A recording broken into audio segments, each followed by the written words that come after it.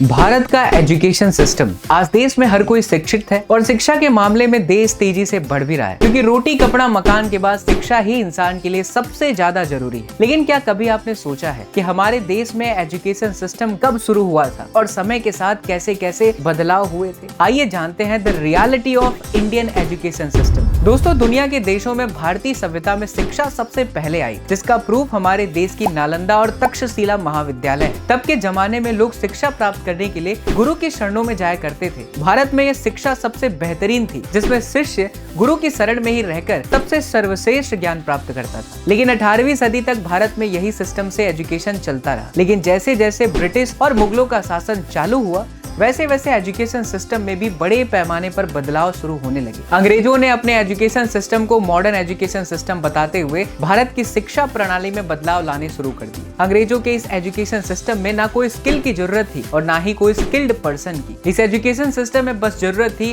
तो अच्छे याददाश्त। अंग्रेजों ने कुछ चीजें अच्छी भी की, जैसे पहले के टाइम में सिर्फ पुरुष ही पढ़ने के लिए जाते थे, लेकिन अंग्रेजों ने चीजों को बदलते हुए लड़कियों के लिए भी शिक्षा शुरू करवाई। देखते ही देखते देश आजाद हुआ, लेकिन शिक्षा प्रणाली में कुछ भी बदलाव नहीं आया और अंग्रेजों की शिक्षा ही आगे बढ़ती रही। आज जो एजुकेशन है वह काफी हद तक अंग्रेजों के सिस्टम पर ही आधारित है। आजादी के कुछ दशकों बाद हमारे एजुकेशन सिस्टम में सुधार आने लगे, जिसके चलते भारत से कई महान वैज्ञानिक बने और देश को एक नई ऊंचाइयों तक ले गए। लेकिन अफसोस इसी बात का तो था कि भारत में कई जगह पर आज भी पुरानी पद्धति से ही शिक्षा चलते आ रही थी, जिसके कारण हमारी शिक्षा बाकी देशों की तुलना में बहुत ही पीछे हो गई। भारत में आज भी 90% थ्योरेटिकल नॉलेज दिया जाता है, वहीं बाकी देशों में प्रैक्टिकल पर ज्यादा ध्यान दिया जाता है। हमारे देश में सबसे ज्यादा यूथ है, जिसके कारण एजुकेशन सिस्टम में बहुत ज्यादा बदलाव लाने की जरूरत है, जिसमें बेरोजगारी बड़ी प्रॉब्लम नहीं है, क्योंकि रोजगार तो मिल रहा है लेकिन बहुत ही कम। देश में इंडस्ट्री डिमांड नहीं हो पा रही है, जिसके कारण काफी युवाओं को ग्रेजुएशन के बाद भी सक्सेस नहीं मिलती। भारत की सोसाइटी में जैसे जैसे टेक्नोलॉजी बढ़ती जा रही है, वैसे वैसे डिजिटल डिवाइड देखने को मिल रहा है। खास तौर पर कोरोना काल के दौरान जब स्कूल बंद हो गए थे,